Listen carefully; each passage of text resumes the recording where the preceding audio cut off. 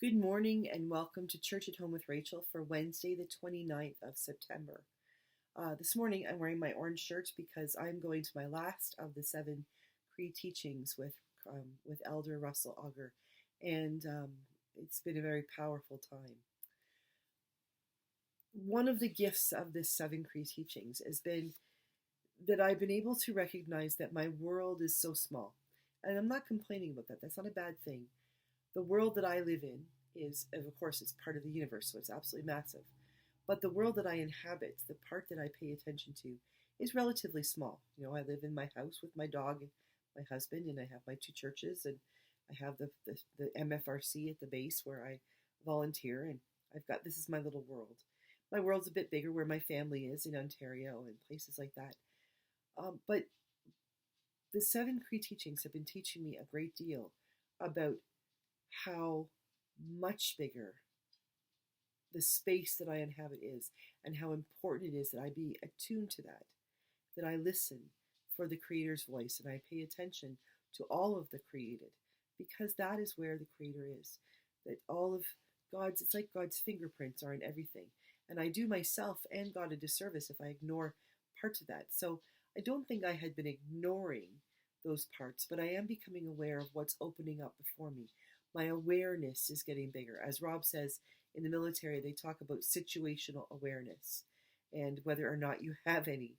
And it feels like my situational awareness was absolutely absurdly too small. And now it's becoming bigger and bigger. And one of the gifts that I'm learning is the recognition that other cultures contribute to my sense of understanding of who God is and how I relate to God in the world that I inhabit. And some of that is simply for things like the way people think, the way they act. Yesterday we talked about the way people greet one another, excuse me, in different cultures. And something that's becoming to me is language, that there are parts of language that open doors, open parts of myself that I hadn't been aware of. One of the Cree ways of saying thank you is to say hi. And I have been reluctant to say that because I felt like I was trying to, to take something that wasn't mine, to participate in something that wasn't mine to participate in. And so I've been reluctant when we smudge and do other things to say hi. I've been saying thank you. And I think it's been okay. No one's been offended by that. But yesterday at the end of our session, I spoke to Russell, the elder, and I wanted to say thank you to him. But I said to him, the words thank you do not come close to explaining what it is that I'm feeling. The English language just doesn't have an expression of gratitude that goes that deeply. And he said that in Cree, now please forgive me if I say this wrong, the word that I'm looking for would be Kinanâskomitin. Kinanâskomitin. And it's a hi is thank you. But Kinanâskomitin is a depth. It's a thank you in the deeps of us.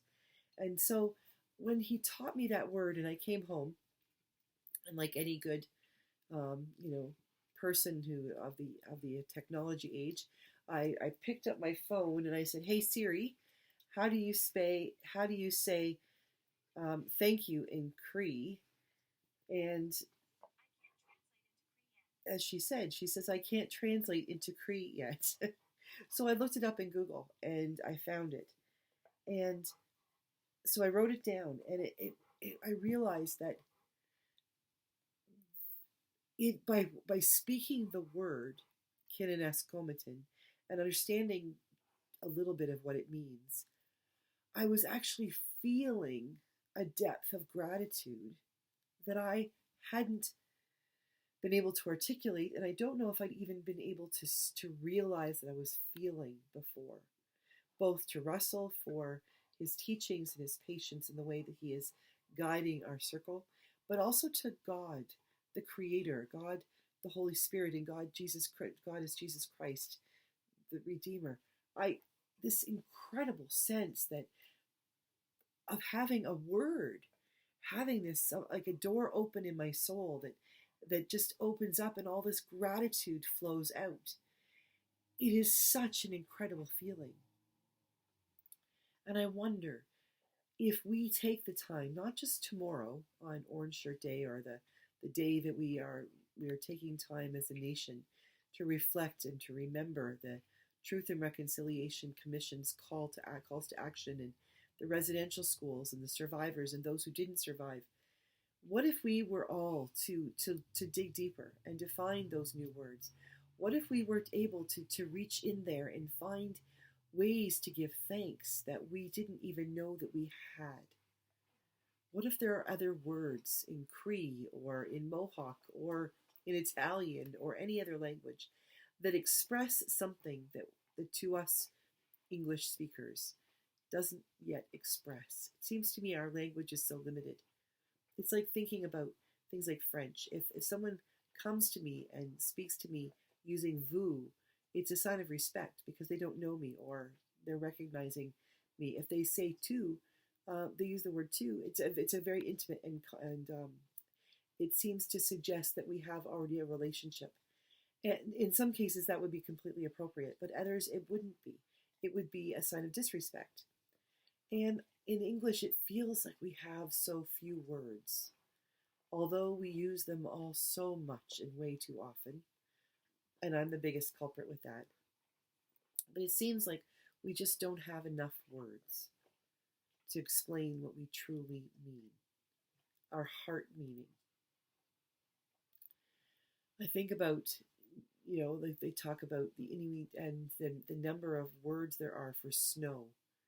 When we look outside, we say it's snowing, there's snow. But there are so many different kinds of snow. There's dry snow and wet snow. There's packing snow. There's snow that looks like ice crystals and snow that looks like it's just cotton falling. We've done ourselves a disservice by not allowing ourselves to learn the nuance of language, of recognizing the many, many parts of what we can learn and see and experience through our senses. But when we put it into words, we just sort of smush it up and make it all one, like a hash, a meal of, when we just sort of pull everything out of the fridge and throw it into one. It can be delicious and beautiful, but we miss the essence of each of those ingredients. We miss the essence of what each thing brings to that plate, to that tasting, to our senses when we taste it. And I think we've done that with language, especially with the English language. We need to not reclaim. It's not ours to reclaim.